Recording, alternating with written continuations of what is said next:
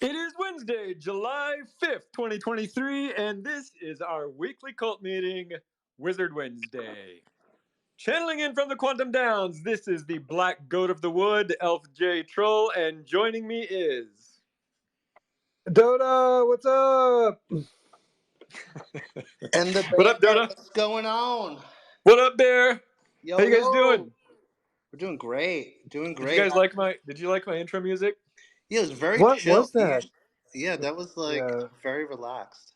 lo-fi or something? So, Twitter Spaces has like default music that you can just play, and I've never used it before, and I thought I would use it today. But that one was just called Nostalgia. That's all it's called. Yeah. So All right. glad you guys liked it. Yeah, it got me thinking. It got me thinking about past Yeah. stuff. Did it I've give you got, nostalgia? yeah. Oh, Waz is telling me I should have played Born in the USA. Damn it, I should have. Such a good idea. Outro song. Restart the space. Restart the space. Yeah. I'm gonna restart. You guys, I'll be right back.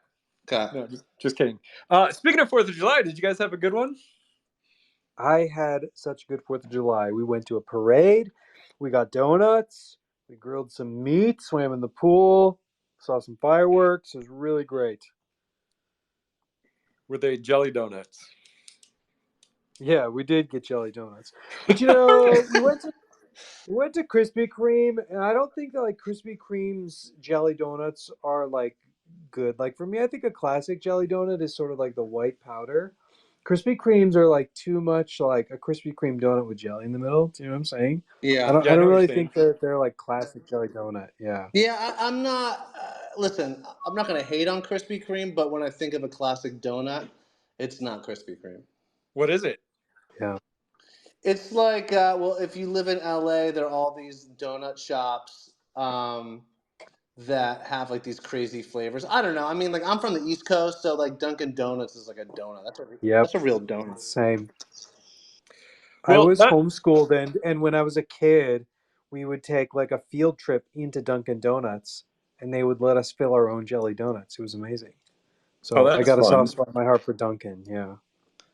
Yeah, I mean, not to jump ahead, but this is actually one of our cult questions for today. Tanya Del Rio wants to know what shop sells the best jelly donuts, and it sounds like you guys are both saying Dunkin'. Yeah. Yeah, there's also a spot in Santa Monica called DK Donuts that is off the charts. If anyone knows. Mm. Never heard of it. Locke, do you have a favorite donut? She's connecting. Yes, Donut Fiend in downtown LA is where we get our jelly donuts every time we host a LA based event. So Donut Fiend, fire jelly donuts, highly recommend. Yeah, I used to live in DTLA, and there was a donut shop there, and I don't remember the name of it, but it was probably that one. If you say it's good, Locke, it's got to be the one. Yeah, and they have a lot of vegan options, so it's good. Fantastic. And Bear, I saw you posted a Did video they of put fireworks animal? in Venice. Did they put animal products in donuts? Yeah, dairy. Oh, dairy. Yeah, and the Krispy Kreme, I think those are made from horse hoof. Yeah, those are really? hoof based. Yeah. You know, when I get a donut, I'm not really thinking about like my health and fitness or environmentalism. So Wait, I've isn't heard gelatin that made it out of? takes like a month to digest. Isn't jelly like made out of like horse hooves or something? no. Wait, I'm thinking of glue. Yeah. Yeah. But well, you All right. can make like you can make like what is it? It's not pectin. Pectin comes from jelly, but like gelatin comes from like bones. Yeah, I'm not too far off. Yeah, you're not. All right. And then Bear, you posted a fun video of some fireworks in Venice. That looks pretty cool. Yeah, my neighborhood on 4th of July is practically a war zone until like 3 or 4 in the morning. And yeah, like fireworks are not cheap. My neighbors deliver every single year. I mean, they have to spend like $5,000-10,000. They're like real fireworks, and we're just like setting them off in the street. It was amazing.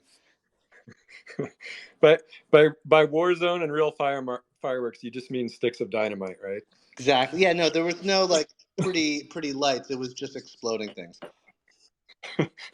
Lockheed Martin comes into your neighborhood and just sells like weapons of war. Is that what happens? We're just firing off missile launchers, RPGs. Cool. America.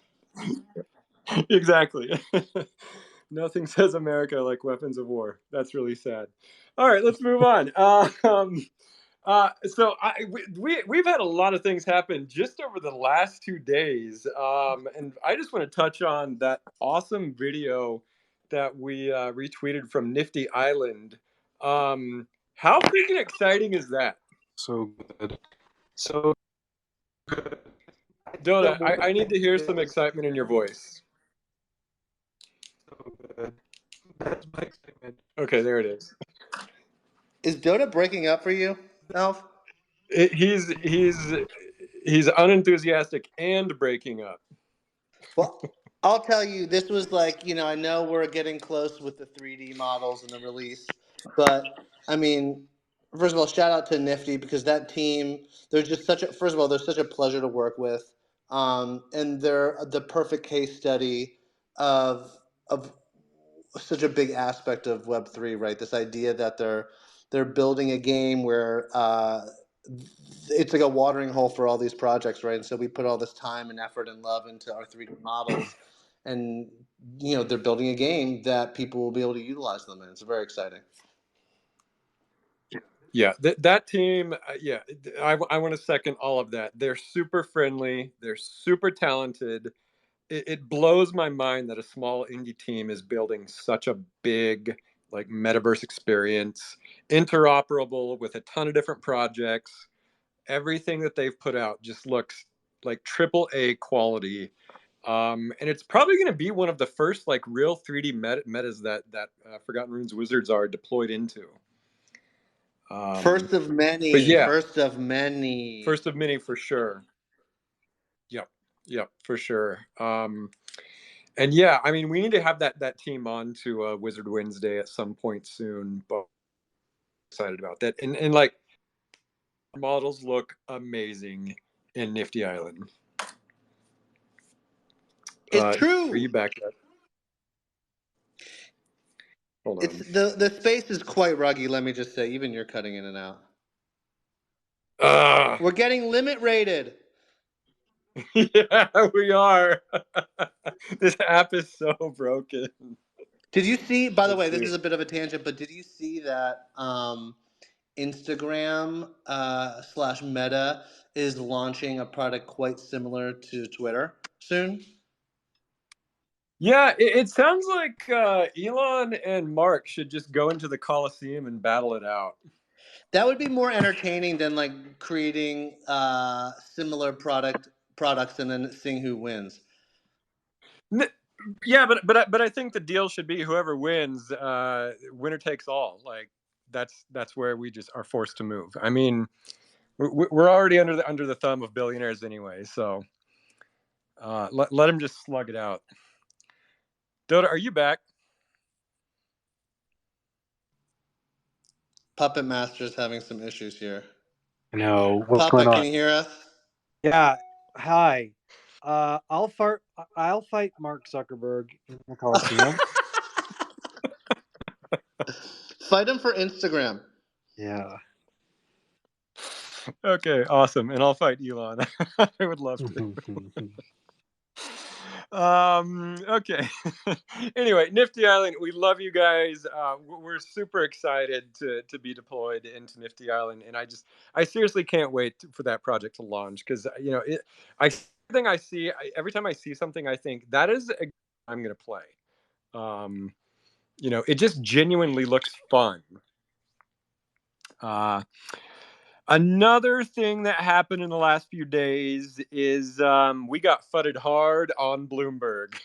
Hey, what was that about? Not only were we cited as one of the top projects that declined in price, then crypto Twitter, to add insult to injury, crypto Twitter doesn't mention us in all the tweets. So they're like, Yeah.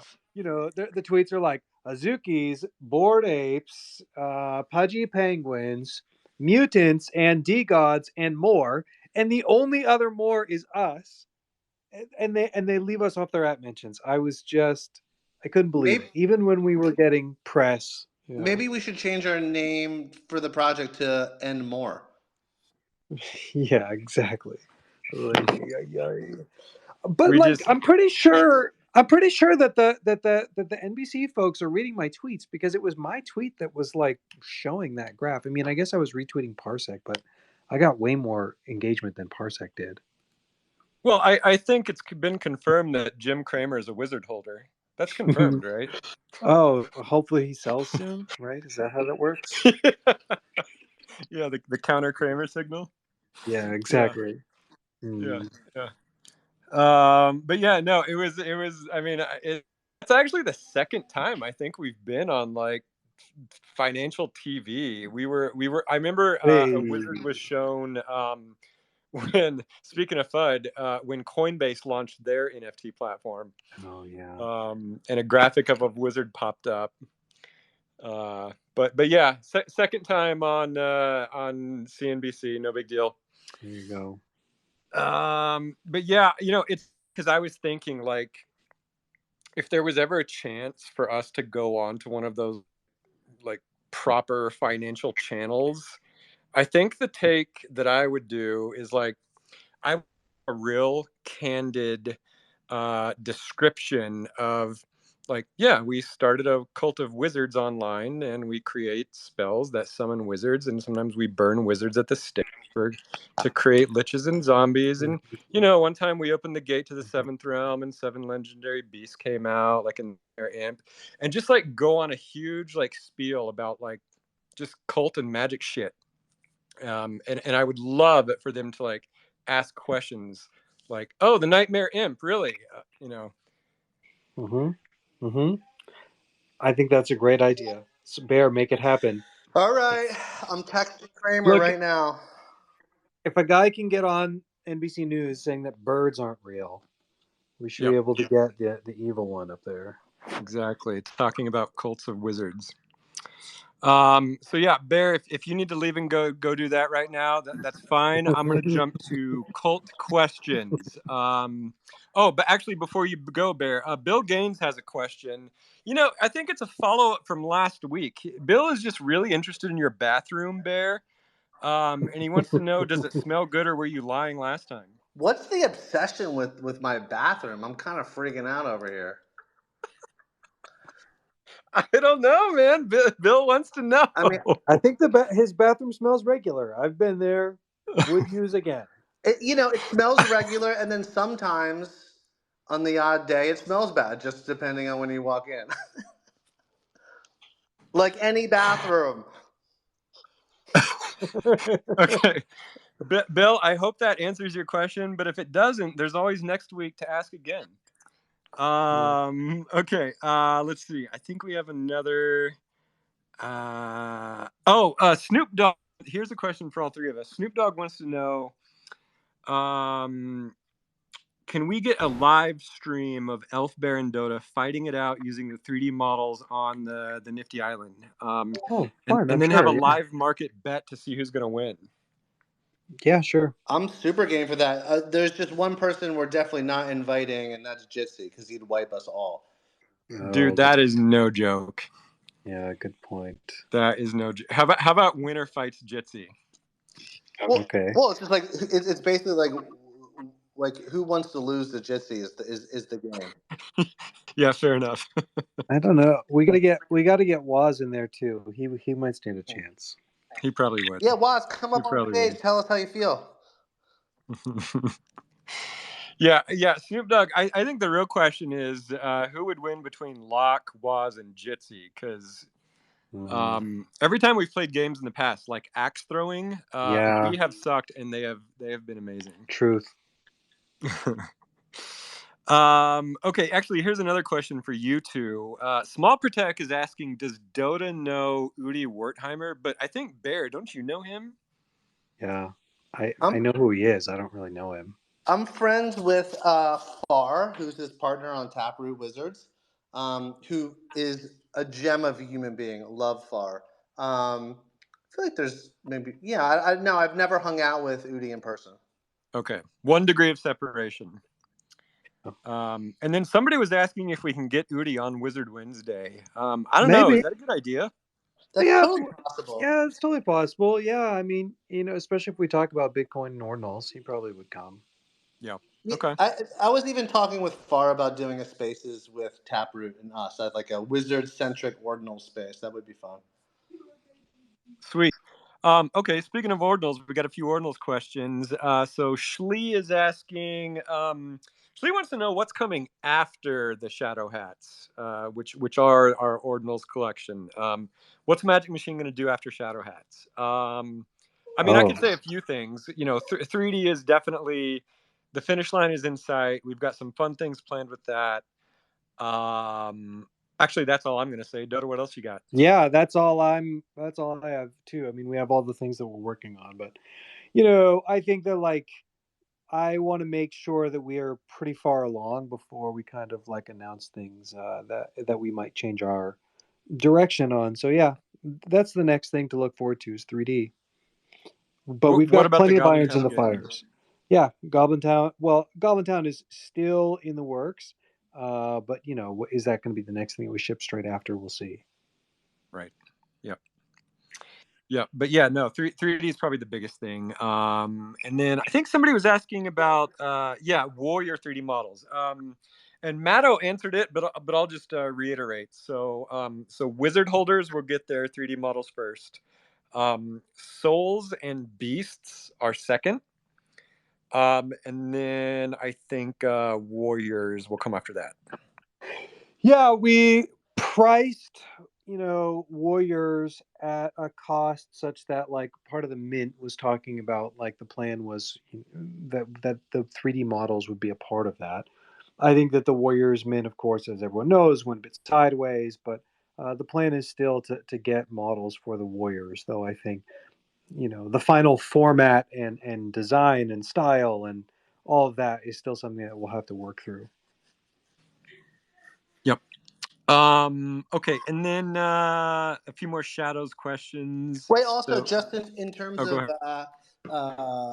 what's coming up next, I know Matto's in the audience and no need to come up unless you want to, but we're definitely working towards this initial beta release of the game, or I should say alpha release. So that's coming up relatively soon. I think we're slotted for end of August, September. As it stands. So that's really not that long from now, but considering it's the beginning of July. Yep.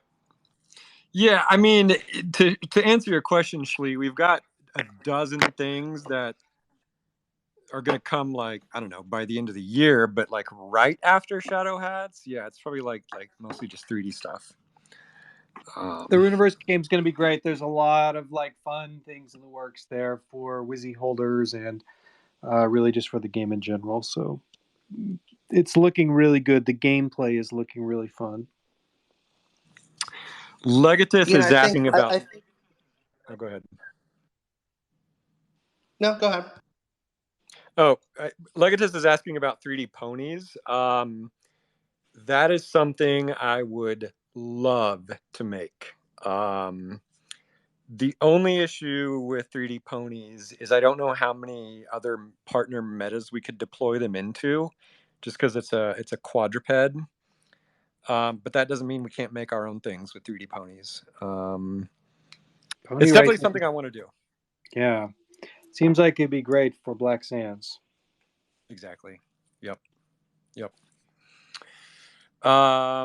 Okay. Sorry, Bear. Did you want to say something? No, I was just saying a lot of the conversations we're having, the work that we're doing with Bisonic on the big MMORPG is making sure we're paying homage to holders and sort of building in incentives that benefit everybody from the ecosystem. And I think we're talking about some really, I think we're cooking up some really interesting ways that, of course, the game needs more than just the cult to be successful, right? I mean, this is why it's free to play. It's browser based. But I think there's some really novel things that we're going to bake into it that I think will benefit the cult in more ways than one. And then also just like making sure that, we're bringing in, we can't put everything that has been sort of done in our ecosystem into the game from day one, but making sure that we're pulling interesting things and touching on collections and bringing those, in game as much as possible up front, because I think that's what we all imagine, right? Is the ponies and the eventually the warriors and souls and all this stuff. I mean, there's so many pieces to play with. So we'll start off with a handful of that stuff, but making sure that there's a lot of connectivity between everything, I think is what gets me really excited.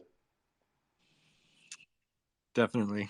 Okay, there's a few questions about the dark list, actually, but I want to push that until later into the show. Later in the show, we're going to talk about how to get on the dark list. We're going to talk about the donut sacrifice videos. And just a few other things. But first, Dota, you invited a guest up today, right? Dota, sorry, I think I reconnected. What did you say? Hey. You invited a guest? Yes, Dota. He's here. I'm the host. You got to re-host me. Oh.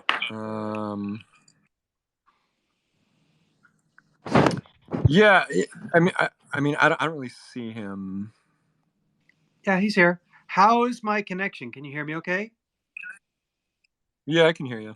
What's up? All right, yeah. So today we are hosting Owen from SudoSwap to talk about the new platform Sudo V2. So yeah, Owen, I've invited you up on stage. So go ahead and respond to the request. But as many of you probably know, SudoSwap is an NFT AMM, right? So it's a market maker. And it is, well, it's one of the most, it's basically like Uniswap for NFT. Beautiful and sophisticated features for DeFi. Particularly V2, I think that the design stage surely has not been explored yet. So yeah, Owen offered to come up and chat about it, and so happy to have him. Hey, am I audible? Hey, welcome, Owen. Yeah, hello. What's up? It's been a while. I met up with Bearsnake somewhat recently at 3XP, so it was cool to see some other wizards in person. And you were rocking your sweatshirt. It was awesome.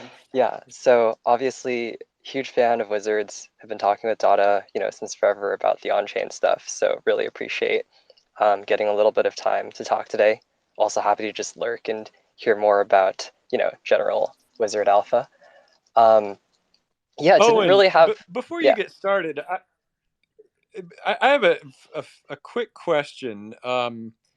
I just remembered this when Dota and I very first made the collection 2 years ago. I believe it was you who taught Dota how to put the art on chain. Yeah. I was. We were talking about how to get all the stuff set up in call data.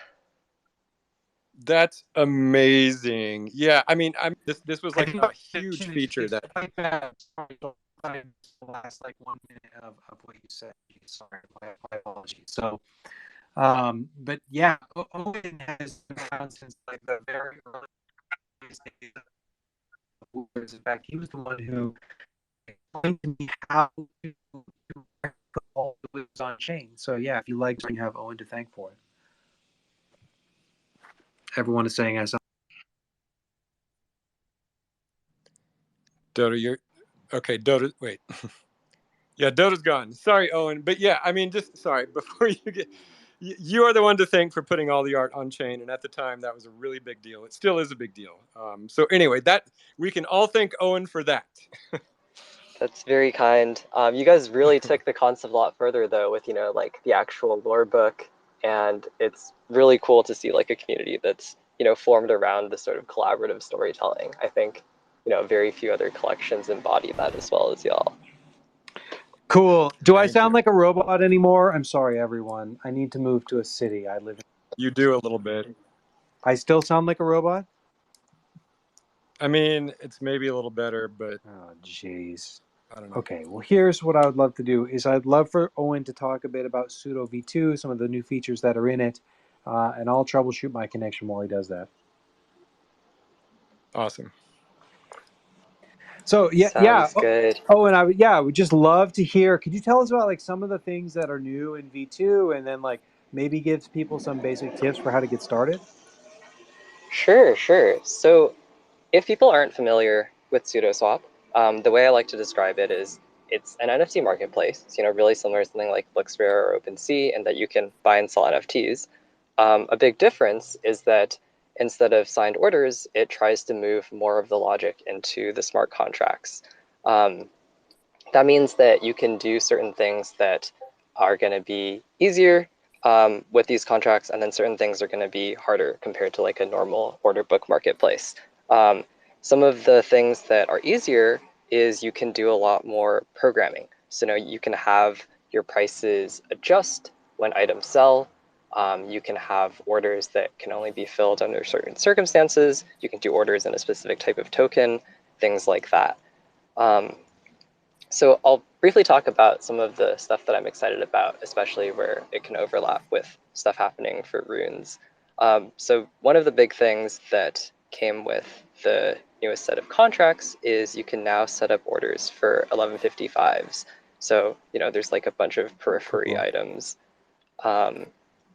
And those have been like, you know, pretty spotty support across other marketplaces. So making sure that they can be like a first-class citizen was like a big thing to focus on.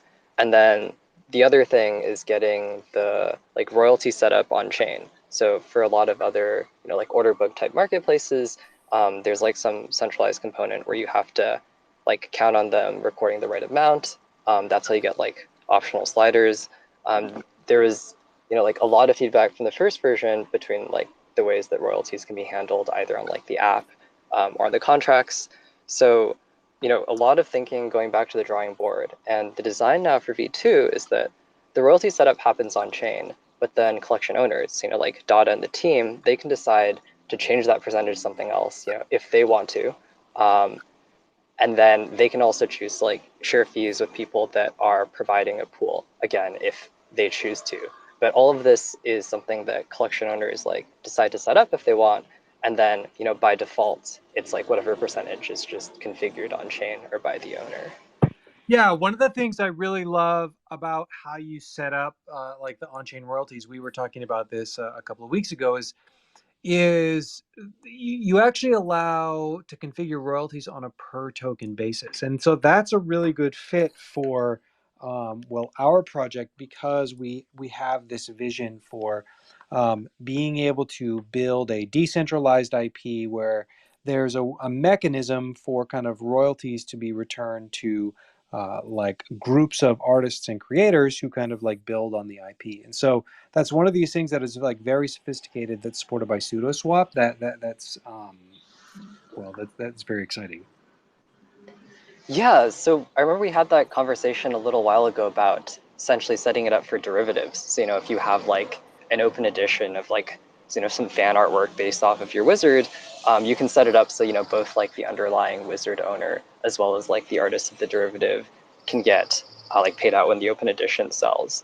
It would be really cool to see about setting, because the one that I'd set up was basically like a Tesla 1155 contract. It'd be pretty cool if we could like commission some artwork for a specific wizard and then have that as like a trial run. Yeah, I really like that. I think that we'll definitely be putting out some experiments in that area soon. And so, well, some of the other things, like maybe you could talk about like some of like the power tools that are possible with Sudo for collectors that you don't really get in kind of other platforms. You know, I think that's one of the things is most people who just collect NFTs like in the original days of like OpenSea, where you're just buying and selling a specific collectible, there's things you advertise even on the homepage of Pseudo that are possible, like for collectors, right? So dollar cost averaging, bidding on certain parts of the collection. Maybe could you talk about some of those? Yeah. So one of the things that you can do more easily when you have smart contract logic to help you out is, adjusting your pricing in response to things that are happening.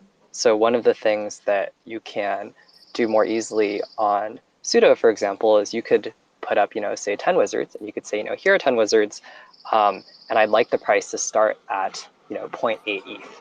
So, at first, all of them are going for 0.8 ETH, and then you can have it set up so you can say, I don't really mind which wizard sells, but if a wizard sells, make everything else cost 0.1 ETH more expensive. So, if you're doing this on like a normal marketplace, you have to do some sort of laddering where you're like, okay, I'm going to pick this one to be 0.8, this one to be 0.9, and then this one to be 1.0, and so on. But, if you're not that picky, one of the things that you can more easily do with like a pool on SudoSwap is you can say, here are all of the ones. I don't really mind which one sells. And then whenever one of them sells, you can make the rest automatically more expensive. So that's a simple example of how you can do something like dollar cost averaging.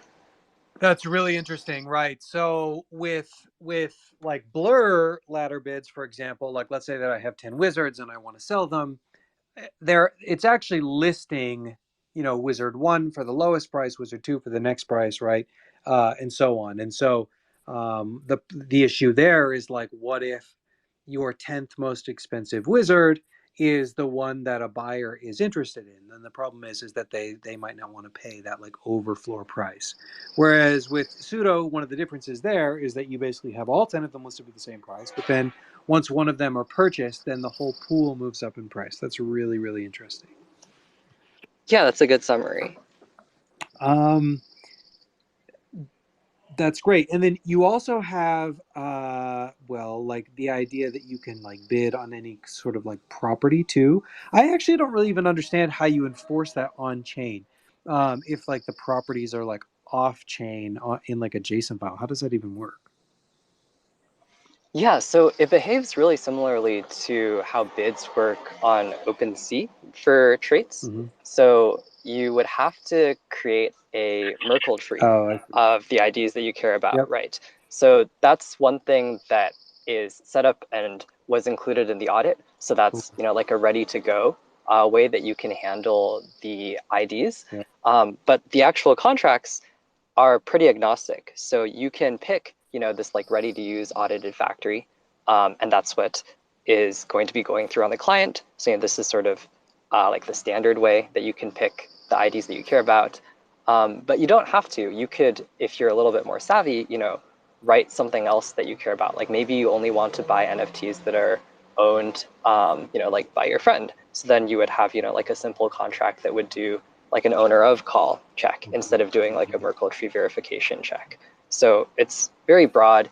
The person who makes the pool can pick any contract they want to do the logic. So again, there's like some standard factories to make the easy cases doable, but you could really imagine, like a lot of wackier conditions that you might care about that you could fill. You could be like, oh, I only want to fill this order if like Chainlink says the price of ETH is above 2K or something. That's really interesting. There's basically just like a protocol that's supported. Is that open or does it have to be approved to create more of those?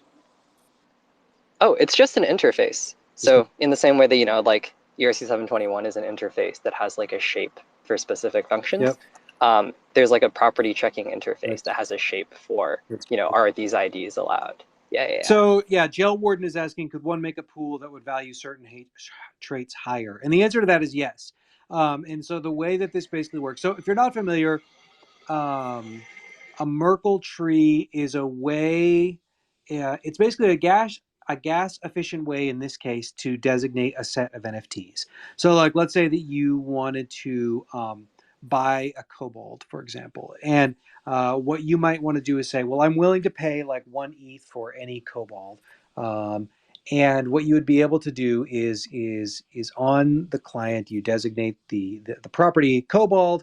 your web browser would basically calculate the IDs of all of the kobolds, and then when you create that pool on chain, it creates this sort of gas efficient representation to say, the money that I put in this pool will only be used to buy kobolds. Or you could actually do both, right? You could buy or sell. You could basically set up an AMM where you're only providing liquidities for kobolds. Is that right?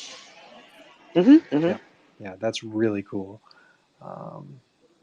That's so powerful. It's like I really don't feel like the design space has been explored here just because it's so new. Yeah, I think there's a lot that you can do when you open it up. Definitely want to explore more myself as like an independent hacker, aside from making sure that all the other parts of the app are running smoothly.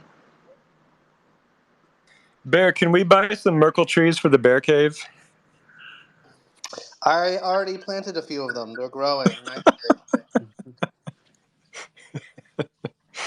I have no idea what you guys are talking about, by the way. No, I just wrote in the secret tower, I can feel myself getting smarter. And by that, I meant like I'm picking up every 10th word and trying to piece together. So talk to me about you mentioned some auction parameters that are also possible. So if I understand correctly, it's sort of like a balancer pool where you can do like a new mint. Is that right? Maybe could you give us like an explanation of that, like from a layman's perspective? Yeah. So one of the cool things that V2 also has is you can do this new type of listing, which behaves like a Dutch auction. So people are probably familiar with these, from like NFT minting or other sites where the price can start high and then it goes down low over time. If people aren't purchasing. One of the things that you can do that's a little bit different here is you can have a Dutch auction for multiple items. So going back to the example, maybe you could have like 10 wizards in a Dutch auction and the price maybe starts at like 10 ETH and it goes down over time to like 1 ETH or something over the course of a day. And then this is where like the balancer connection comes in. So you can imagine that the price has gone down to maybe 5 ETH. It's a really great wizard, so someone wants to purchase it. So they decide to purchase for 5 ETH. After that purchase happens, there's 9 other wizards in the auction. The price is going to get bumped up a little bit, say to like 6 ETH, before it goes back down again. So this way, if you wanted to sell your assets using an auction over time, you don't have to worry that all of them are going to get necessarily bought out once the price hits something that's good, because whenever someone buys, it'll bump the price back up a little bit. So that's sort of similar to like the balancer LBP, where you have this duration, and as people sort of enter, they push the price up before the token price goes back down for the sale. That's really interesting. So that might be a great mechanism for new projects to do a mint, right? Because what you could effectively do is load. Well, I don't know about the gas about loading the entire mint into a pool. Maybe you have ideas there, but in theory, you could have a large pool of NFTs and then basically do a mint there at like a descending auction price, and then Sudo would manage that. Is that right? So that's definitely something that this caters well for, especially if you're doing like an 1155, because in that case it's like very cheap to transfer like 1,000 items in. Okay, yeah. So yeah, right. So if you were doing a mint of 1155s, this works a lot because you don't have to pay a gas fee per token like you would in ERC 721. And then, okay, one question. Hopefully, we're not losing people here. Discord, give me some feedback on if you're enjoying this conversation or if you need us to wrap it up. Otherwise, I'm just going to go deep. Can you, with Balancer, you can actually sell back into the pool? Is that true? And can you do that with SudoSwap as well? Like, can you set it up as basically a two-sided pool, or no? So the answer is technically yes, but it'll have to dive a little bit into how the code works. So I'm just on mobile. I can't see Discord. If people are booing me off stage. No, everyone says, I'm loving it. I like it. Keep going. Yes, I'm loving it. Okay. Yeah. They're very kind. Yeah. So, okay. The short answer is one of the cool things that you can do with a pool on SudoSwap is you can pick which address gets the tokens. So, by default, that address is oftentimes going to be the owner. So this way, if something sells, the tokens can go to your wallet. And by default, this is also going to be the case for like an auction curve, right? The descending auction, prices go down, people sell, tokens go to your wallet. But it doesn't have to be your wallet. So one of the things you could do is pick another pool to be the recipient. So this way, as the auction happens, those tokens can be streamed and then sent to like a trading pool or a pool that's willing to buy back. And then in that case, you'd have something that behaves like really a lot like the balancer situation. Cool. So many options, so many opportunities. So, okay, I don't think that I have any other questions. Is there anything else that I should ask about that I didn't ask about, or things you want to talk about that we should know about? I just think it's cool you brought royalties back. Yeah. I think that, yeah, so I guess for the context, like working on this, over a year ago and thinking about liquidity, it was, like a bit blindsided by all of the response. And then sort of thinking back through, I think that probably one of the more tenable positions is that, asset issuers pick how their stuff is traded. We've already seen this to an extent with like, block listing or allow listing. And I don't really want to play a game of like continuous whack-a-mole. So that sort of inspired the design where like, okay, what is probably one of the most defensible positions? And then, what are ways that creators who want to encourage liquidity can do so? And then that brings you closer to sort of like the frictionless experience. But then, it's something that collection owners can hopefully decide. Yeah. I had a question that wasn't specific to Sudo. Let's hear it. So I'm always so interested because Dodo, like you and Owen, your brains are wired so differently than myself, and I always get a kick out of Dodo sort of talking about how he found his path to what he's doing now. And Owen, I just wanted to ask, like, how did you find your way into this? What were you interested, in when you were younger that sort of led you to this? If that's okay asking, I just love origin stories. I'll try to see if I can condense it a bit. The short answer is, before working on SudoSwap, I was doing an NFT project myself. That's like the 0xMons, so the handle here, which is sort of where I was thinking a lot about the on-chain stuff. So from there, people in the community had wanted to like trade their NFTs with each other, which led to the first version of the OTC site. And then sort of being someone who bought NFTs myself on marketplaces, I was thinking about, what are some features that are missing? If you sort of open it up to let people program more, what other stuff can you do? And that's sort of how I got started. And do you mind me asking what you were doing before even NFTs and Web3? Before that, like normal Web2 programming stuff, I had thought about going to grad school for AI things actually, but then got rejected. So here I am. Well, I'm happy you got rejected. I mean, I'm not, but I also am. Otherwise, we wouldn't have on-chain wizards. Well, Yeah, I've Cool. always been a fan of 0xMons, and they're really cool.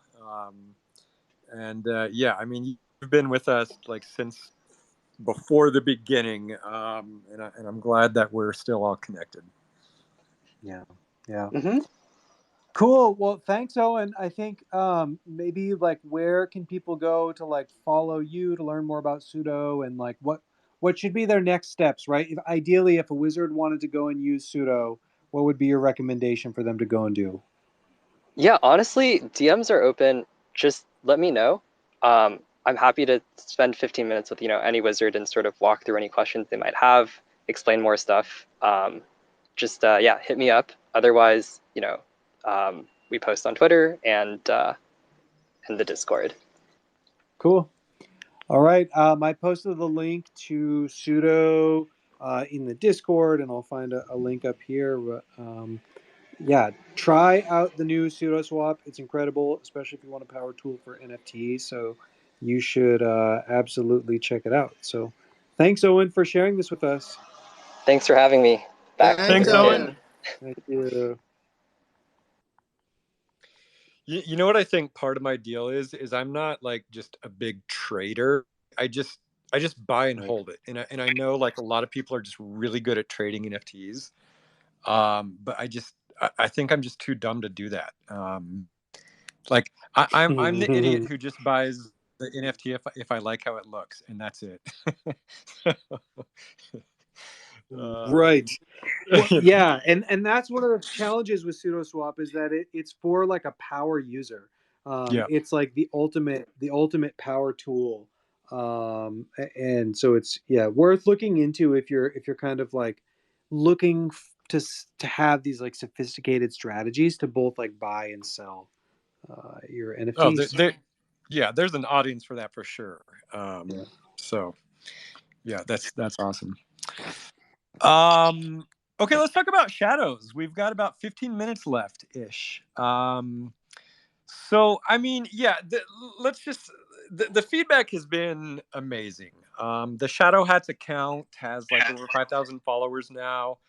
I think one big thing that's happened recently, and it was really funny, was like Dota was running that account for a while, and he he didn't. I don't think he knew what he was getting into. He asked people to start sacrificing their souls for jelly donuts, and people did. And then what happened, Dota?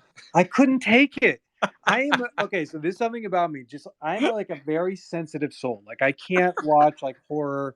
I can't deal with like gore or any of it. And so like I can confirm this. I would say that like 80% of the videos, 90% even, were just totally harmless, right? Stop motion animations, people making their own donuts, cooking videos. They're like really funny. But then there was a few that like, gosh, they really bothered me. So like some person had like they like cut their hand with this like fake blood and like jelly blood, and I was like, oh geez, get feeling queasy. And then like someone had the jelly donut in like a demon voice visit him in his room, and there was like candles, and there's like a guy with a latex pig mask, and just like consuming that energy. Yeah, Meadow says I accidentally horror bombed myself. That's exactly what happened. And so then, like Saturday night, I could not sleep. I usually am a great sleeper, and I couldn't sleep from like 2 o'clock till like 6 in the morning. I was just like wide awake, and I was like, I can't do this. I don't have the constitution to deal with these videos. Wait a minute. Are you saying you had nightmares from the jelly donut videos? Yeah, no, I didn't have nightmares. I just like couldn't go to sleep. I was just like going over. You were so scared that you couldn't even have nightmares because you couldn't fall asleep. Yeah, I'm a sensitive soul. Deep down, I'm a sensitive soul. And so you said, let's turn this horror show over to the Black Goat. Yeah, you're on it. That's well, really what I was like is, guys, I can't deal with this anymore. And you're like, I'll do it. I love them. I want to see more of them. I think they're hilarious. Yeah, and so yeah. So let me like clarify one thing. So Dota originally said only videos on Saturday, and I was like, there's no way we should limit it to Saturday because this project's going to launch fairly soon. If like I don't want to limit it to about like 2 or 3 days only.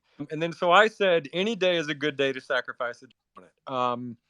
And so we're still doing videos, and I love it, and I certainly have the constitution for it. I love horror films. And I've been really impressed with a lot of submissions. And so I just kind of wanted to go over some of the things that I've just been really impressed by. So yeah, I mean, one thing I've noticed is like Dota said, a lot of these are very theatrical. There's interesting lighting choices with candles. People are wearing costumes. They're really playing character roles. They're doing set dressing. I was really impressed with just like that sort of production. Some of them had really good cinematography, just really clever cutting techniques, camera moves, and just a really good storytelling through film. I was really impressed with a lot of that. I loved the stop motion ones. There's been a few stop motion ones. There's been ones with pets, some really cute dogs. I think Linois posted one of their really cute dog with this adorable freaking wizard costume. I saw a French bulldog dressed as a nurse. All the ones with pets I really loved. One of them, and then some of them were just really funny. Like one guy just like he was in. It looked like he was in like a train station, and he just like yelled out loud in a public train station, like I sacrificed my soul to a jelly donut.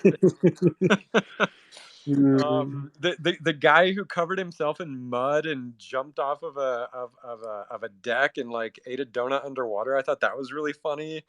So these are sort of the things that I was looking for. Like if it made me laugh, or if it was theatrical, or I could see just creativity in general.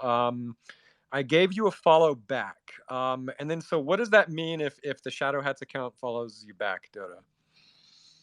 That means you're on the dark list. Yeah. So that means you get, which is basically like the allow list for it's going to be a paid mint. So just so everyone has that in mind. But yeah, if you get a follow back, then you have a spot on the dark list. Yeah, and so if you made a video and we followed you back, DM us your Bitcoin ordinal address, that is not just any old Bitcoin address. Actually, Dota, will you explain what that is? Yeah, so ordinal addresses would be like without being too specific, you basically need to make sure that you're using an ordinals wallet. So the easiest ones would be like Hero or Xverse. Those are both be two wallets you should look at. I believe that they will right now. They all start with the letters BCP. So yeah, you should make sure that you have an ordinals address. Send us your ordinals address. Yeah. I'm still not super knowledgeable on the entire ordinals ecosystem, but it's not like if you hold Bitcoin on your ledger, you can just use that address to receive an ordinal. It's got to be like a unique address, and then to create that unique address, you need like one of these ordinal wallets. Which right now they're only hot wallets, right? Like, can you put one on a ledger? I don't think that there's any sort of like user-friendly way to put ordinals on a wallet. It's a problem. It's a problem in the space. On a hard wallet, I mean. Excuse me. Yeah. Right. Okay, and then it seems like the I guess mainstream marketplace right now is Magic Eden, right? That's right. Yep. Yeah. Okay. Yeah, I mean, so yeah, I mean that's one way to get on the dark list is to sacrifice your soul to a jelly donut. You can submit any day of the week. I'm watching all of them. I will say I have been slow to reply only because the app is severely rate limiting all my interaction on that account. So yeah, that's why it's taking so long for me to reply. Like some of them I can't even like the video. It blocks me from doing it. It's really annoying. And that account is less than 30 days old, so we can't like even sign up for Twitter Blue to get higher rate limits. It's so dumb. It's like you're rate limited unless you pay, but you can't pay unless your account is a month old, which Shadow Hat's account is not. Yeah. But yeah, so anyway, keep making videos. We're also keeping an eye on people who are just being creative in general, like making Shadow Hat art. We've seen a lot of that. We love it. That is definitely a way to get on a dark list. We're also collaborating with a few other communities. And yeah, I mean, let me put it this way: there's more to be said about who can get on the dark list, but it's TBD at the moment. Yeah, the supply of the shadows is 666, and so I think this is always something that we struggle with whenever we're doing a new drop, right? Because it's like, well, we have 4,000 holders, so it's like there's this obvious impulse to kind of allow list the holders that we already have, but if we were to, then we end up sort of not really growing the community, and then also there's really not even enough even for just our current holders, right? So then it's like, well, should we do 6,000 shadows instead of 600? And it's like, well, there's not really like that to do a drop of that size on ordinals. It is to be one of the largest ordinal drops ever, and it's hard to really know if you can kind of like have the like marketplace dynamics that you're looking for with that high of a supply. So I think that's something that we're like working through. But yeah, we'll give everyone more details on sort of how like the easiest ways for wizards to participate. I think I'm also very curious too in terms of like how many people in the wizards are like in the current community, like people listening right now. Do you have an ordinals wallet? Are you participating in ordinals? Do you want to participate in a paid drop on ordinals? I think that it would be good for me to have a sense of the numbers there, because then that helps us like deal with the supply issue. But I think for us, we really think of the Shadows drop as mostly being like a marketing campaign for the IP and for the collection, with a brand new community for the Bitcoin Ordinals community. And so, we really see this as a way to grow our community rather than sort of like some of the airdrops that we typically do, which is like designed to reward the community, right? We're always playing with these dynamics. And so I just want to make sure everyone has their expectations aligned. Yeah, and I mean, it's certainly worked. Like so far, like we reached into an entirely new community. We've seen so much engagement from this ordinals community through. They've been making threads. They've been making artwork. Obviously, the videos. I'm seeing new people in the Discord. So the thesis is playing out correctly so far. Yeah, and I think one of the things to know is that like it's not okay. So on this issue of like having people do videos, people doing Jelly Donut videos isn't. There's two parts here. One is really what we're looking for is we're filtering for quality. There are definitely people who are trying to airdrop farm the shadows, but there's also just a lot of people that are making like funny, clever, creative stuff, and so we're selecting based on people that we want to be in the cult, right? So we're picking people who make artwork, who make videos, who are like showing this kind of I don't know, inherent drive to create, because that's exactly the sort of people we want to draw in. But 100% of the people that get in aren't going to be just people who make like jelly donut videos, right? Like, I think we have a good understanding of this kind of like selection bias and how important it is to get a good mix of like creatives and like bigger holders and smaller holders and current holders to kind of like round out the drop. So yeah, we'll give more details on how that all's going to play out as we get closer. Yeah. I mean, the final word about the dark list hasn't been said. We might have some surprises up our sleeves, but again, I mean, just this idea of reaching into another community on another chain is really one of the main focuses. Obviously, another one is just it's all about world building, and the Black Cats have, they've been in the back of my mind since the very beginning. So this is just an expansion of the lore. And just as a side note, like I've lately been exploring other chains. Like I've been buying a lot of NFTs on Tezos lately. I could do a whole segment on that maybe next time. But like, I just found an awesome NFT project on Cardano today. And then I've always loved Claynosaurs, which is on Solana. And there's just so many other communities to explore. But like, I really think exploring the Bitcoin chain and community is really like the most logical one to start with after ETH. And so, yeah, I mean, I think we're doing it right by doing this fun sort of reach out to ordinals. Yeah, hi, Matto, you came up. Did you want to add anything? Oh, sorry. Go ahead, Bear. No, I was just going to say, I think for me, hold one second, Matto. Yeah, 1 second though, Matto. I think for me, hello, can you hear us? Yeah. Hey, can you hear me better now? Sorry. Yep, just 1 second. Bear was saying something. Yeah, 1 second. Gotcha. I think for me, and I know the boys and the rest of the team feel the same way, is like what I want people to walk away from when we do this is like I want people to use it as a case study for how to like eloquently move from like an ETH-based project and play in the ordinal space. I think, as everybody knows, we always try to, we don't just do a drop just to do a drop. There's always lore, there's backstory, there's intent. And I think, for us, it's about expanding and finding new people that are like-minded, which is what the videos are all about. and so yeah, I just want people to look at what we do and think, okay, well, I respect that. We're not just like doing copy pasta and putting entire collection on there. And so yeah, I just I want to pay respect to do like playing in this other space, and it doesn't distract us from doing what we're doing every day with the Genesis collections. But yeah, I just think it's fun, and yeah, you have to take advantage of opportunities when things start ripping and you lean into it a bit. Anyway, that's what I want to say. You back, Matto? Yeah, I'm back. How's everybody? Can you hear me well? What's up? All right, awesome. I'm Hello. good. Yeah, we hear you. How are you? Yeah.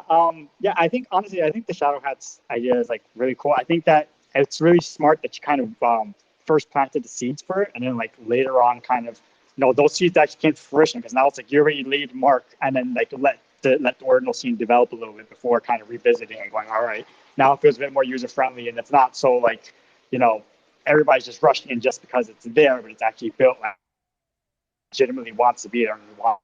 So I think it was really great. I think that's like such a really smart move that I'm not sure like a lot of people like really recognize as like the Soulless Shadow Hats like really sprout out and like get all this attention for everything.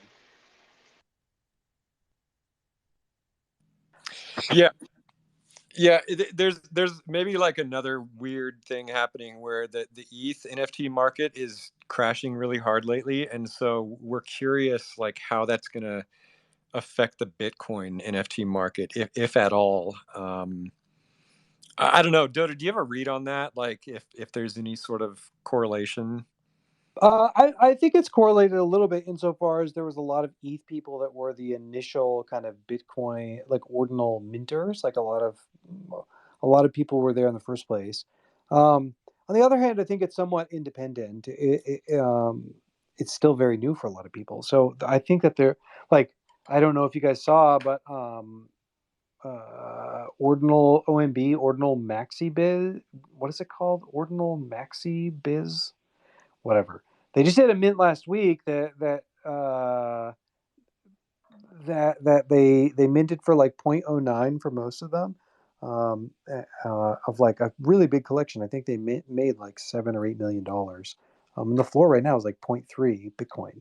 So all that to say, like there's definitely been mints that have done quite well on Bitcoin, even in this environment. And then I know that there's another one called Inscribed Pepes, and they're doing a mint of little peepos, in a really really clever way. All that to say, and I think they're going to do really well. So, yeah, they haven't really suffered from the same like like the tide going out of liquidity that ETH has, because well, then it's totally independent chain. It's a whole liquidity pool. I also want to give a quick shout out to Merlin for doing that awesome Muse page for the Shadow Hats. I linked it on the Shadow Hats page. Merlin's the best. Merlin's the freaking best. Yeah. And just speaking of cult members who are the best, I really want to dive into the Cult Content Chronicle before we go, because there's been some really good pieces this week. So hey, Elf, before you jump in, can I give a little? People are asking about the ledger. Yep. Can I give a little update on that first? Oh yes, please do. Yeah. So, okay, so it's absolutely still happening. The update that we got from Ledger is that they were supposed to ship them mid-July, which is like next week, but 3 of the 400 came back from the printer, I guess not high quality enough. And so we decided not to distribute the first 100 and just wait until all of them come. Thank you so much for being patient. I'm actually quite happy that Ledger didn't just push through sort of subpar quality ledgers. But they're absolutely coming. It's just, I think, they had some manufacturing issues. But soon enough. And actually, I'm having them send pictures of the 100 that look really good. So we'll even hopefully get those up and post so everybody can see what they look like. So that's the update. Thanks, Bear. And just what before you get into content, I actually want to just give a quick update on the Universe game too. Yeah, please. Yeah. So I came up earlier. There's the Runeverse game right now. So we actually are we're planning to have we're planning how we're gonna lead into our launch. So we have a trailer that we're currently in the works. I posted last week. I posted a GIF of a small snippet of it. But we have an agency that we're working with too to try to get the trailer out more. So we want to make sure that when the game comes out, it has a nice presentation and lead up to it. We have a campaign that we're leading up into it. So the white paper we're planning on releasing. I want to say it's probably going to be released sometime within next month or so. We want to get those out so we can really show everybody the mechanics and stuff that's in it, and make sure that when we're ready to launch out, we have a louder voice for this is what's going to be in our game. And so that way, and have a lot to do in it first. Right now, I'm in the middle of trying out. We have our second combat beta, which is focusing specifically on combat and all the different spells and stuff. So I may post some ups, maybe some snippets from how that.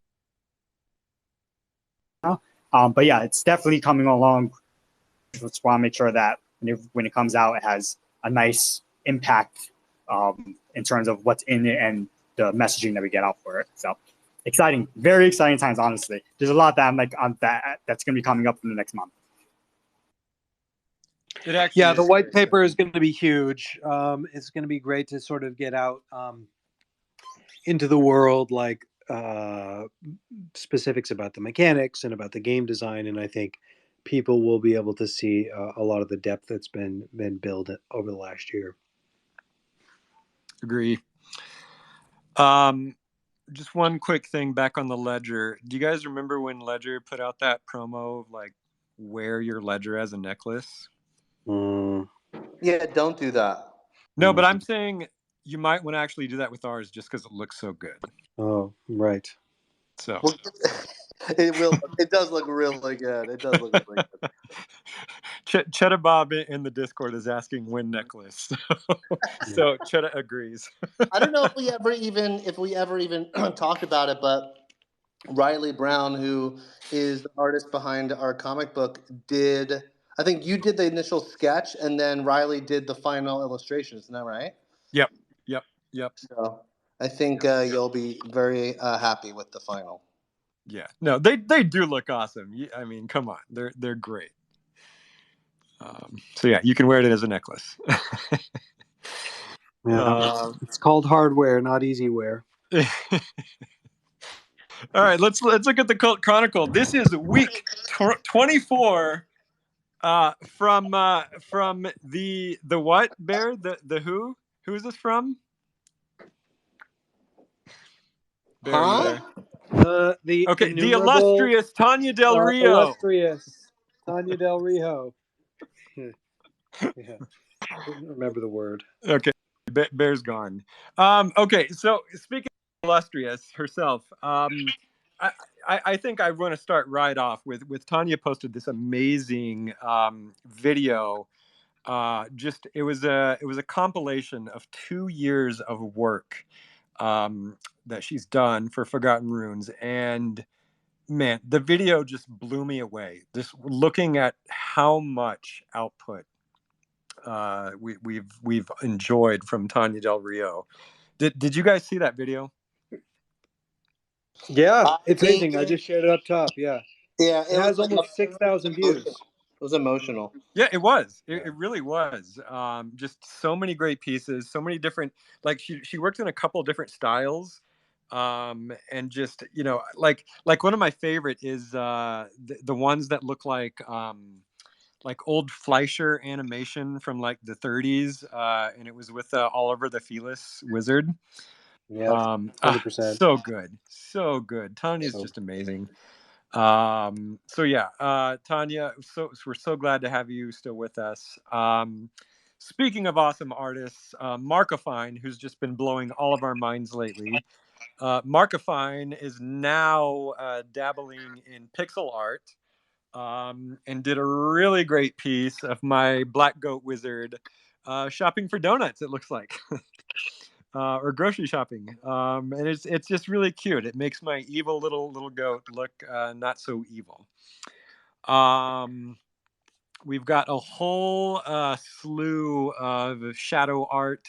So Maui at Wuwinda did a really fun Shadow Hats banner of the three of us. Looks like we are conjuring shadows at the top of the secret tower. And then, there's two more pixel pieces from Markifine. One is of a shadow haunting a lemon tree. And then basically a pixel version of one of his earlier illustrations, the Wizard Oberon. We've got looks like Elena Overworld did a fun embroidery of a Shadow Hat. George XXX did a really cute little ghost shadow. Professor Chimp did some more shadow art. And then Matto, this is super cool. You did like an N64 version of Magus Devon. What it made me think of, Dota, do you guys, and Bear, do you guys remember when we were first thinking about 3D Wizards? And I was like, do low poly PlayStation 1 version of 3D Wizards. Let's just do that. I remember. Yeah. And you guys shot it Yeah. down. It wasn't the level that we wanted, but it does look really cool. I don't know if we've ever shared Frog's N64 mock-ups. They're really incredible, but maybe ancillary to the models we have now. Yeah, I mean, I know it's crazy, but it's like now that we've got this first set done, I want to do like other styles. I want to do the PS1 version. I want to do the N64 version. I want to do maybe the we do version. PS1 Warriors. Yeah, maybe. Oh, that's a good idea. Or maybe we wait till AI can fully generate 3D characters, which is probably like 2 weeks away. Yeah, prompt character. Yeah. Speaking of Magus Devon, there was a request by KK779 Kaiju King with a really nice piece of Magus Devon. Joan Danger of Riff Raff, one of my favorite warriors, the warrior with only a shield, did a really fun, I would say, like, would you call that a waifu anime waifu illustration? Yatsumi Shiro, I think you would. Beautiful piece. Oz, another cult favorite artist, has two pieces this week. One of them is Sorcerer Aldous of the Morning Star. And then another one of I think Oz is doing like this sort of storytelling episodic project called the Atelier. Season 2 is over and season 1 is starting soon.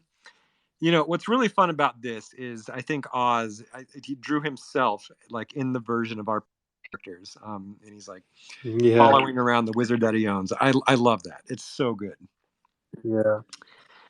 I also love how like the map is in the background, like the sky. So it's like those old movies where they like show the airplane flying over the map. It's so good. Indiana Jones did that. Indiana Jones, yeah. Yeah, so good. Oz is amazing.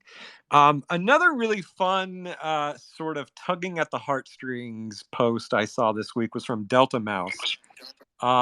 Man, if you guys haven't read this thread from Delta Mouse, like do it right after Wizard Wednesday. It's incredible. It's incredible. Yeah. Yeah, it'll really touch the heart. And you know, Delta Mouse's experience is just like it's a microcosm of what we've seen across the cult for 2 years, and Delta Mouse like summed it up from their perspective, and it's just beautiful. Small Protect has been making a lot of AI art lately, and Small Protect is doing it right because it's like it's not. See Small Protect's AI gens, I know it's theirs. It's like a reputable AI art, and so he's really saying something with these AI gens. I recognize the wizard every time I see it. So he's looking great, Small Protect. Moron Global and Castamere did probably my favorite 4th of July piece. The little Nas wrapped in the American flag. Did you guys see that? Oh, I love it so much. It's Yeah, so fun. freaking funny. Sure, It's like Lil Nas as like a middle American, just like drinking beer and enjoying 4th of July, and even like the Pepe bald eagle in the background. It's so funny. I love it. Yeah, one of my favorites. Steve Atriox.eth. They have a really great warrior that I have not seen. It says lore coming soon, but listen to the name of this elephant warrior. His name is Roombor, Razor of Devils. How badass is that? That's incredible. Yeah. Also, Steezy has a fun AI gin of another warrior called. This is another good name, actually. Althea, Exterminator of Destiny. Man, the warriors have badass names. Some of them. Crucifor posted a throwback to when I guess the reptilians of Crucifor's comic landed in the Runeverse. Man, Crucifor does some great work. I don't think we shout out Crucifor, but that reptilian project that he's working on is super cool. Nar did a Tubby and Runeverse mashup with Zayla Souls Wizard. Super cute. Basically a Dream Master Tubby Cat. And he's got an illustrated version and a pixel version. And then Flurp.eth. That's pretty cute. Did put a in the Bloomberg segment, which is pretty appropriate, I would say. And then there's a really fun mount that came out of Black Sands, axolotl. Do you guys know what an axolotl is? Axolotls are really making a comeback this year. My kids have like so much axolotl merch. They have like stuffies and toys, and it was like somebody somewhere realized this year that the axolotl was the one animal that had no toys, and they were like, "Yes, we're doing this." And now Black Sands has an axolotl, and it's a cute pink one. Yeah, I love it. I'm trying to figure out who drew this one. Big Artist Rock drew it. Yeah, Artist Rock drew it. Beautiful piece, Artist. And I think that's it. Oh no, one more. Illustra did a really nice Shadow Hats piece. And it basically looks like my wizard, but yeah, I think it's a Shadow Hats piece. And I think that's it for the Cult Chronicle this week. Anything else, guys? Amazing. No, I think that's it. It's crazy. It like took us 25 minutes to get through the Cult Chronicle, I think. So every week, like Bear says. Every damn week. It's my favorite tweet of the week is every damn week. And I haven't done it, but I'm about to do it right now. Okay, let's see it. Yeah. Thanks again, Tanya. And Shadows. We love you, Tanya. We do. You're so illustrious. No, Shadows, keep making donut videos. I love them. Dota hates them, and that's all the more reason to do it. Make them as gory as you want. Oh no, I won't be watching them. So go ahead. Bear, you got anything else? No, just staying busy. Let's keep on keeping on. Okay, and I don't know how to play the default music now, like the in-app music. So, and I don't have any music queued up. I'll put on Born in the USA. Oh, okay, perfect. Thank you. There we go. Okay. Yeah, you're welcome. Then I'm not going to Bruce sign off. Springsteen. Yeah. No, it's time. It's time. There you go. There you go, Waz. All right. This has been Elf, Dota, Loch Ness, for Moxmons and Pseudoswap. and Matatsuki. In the entire Forgotten Runes Wizards cult, channeling out from the Quantum Downs. GN, everybody.